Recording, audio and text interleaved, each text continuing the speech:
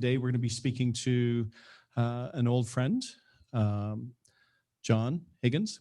And John's probably one of the most experienced acquisition people I've ever met. When we first met John, you'd done a number of them, but I was amazed because through your career, you really turned the whole acquiring a business into a science as opposed to an art. Because I look at, when we first met, how long it took you to kind of acquire a company and integrate it fully into your operations, and then to where when you retired from that role where you were working with service, you had it down to a 90-day process, which I've never seen anybody do it with kind of the efficiency that you had. So I was really excited when you agreed to join us, and actually excited to have you involved in terms of the Mexit process on the book.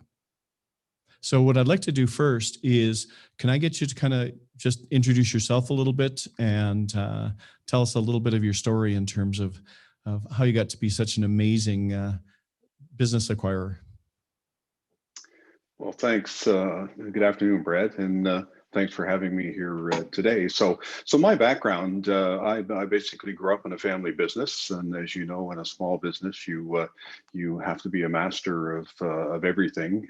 You name it, you have to do it, so to speak. So I got a real affection for running a business and the commitment that it takes to do it with great passion and great discipline, I guess. And then I worked for a large industrial conglomerate here on the east coast of Canada for almost 25 years in an organization that was a very disciplined and very focused and very fast-growing organization that did a lot of acquisitions, and we worked in a lot of different industries, which again was a real a blessing for me to be able to have such a vast background of experience.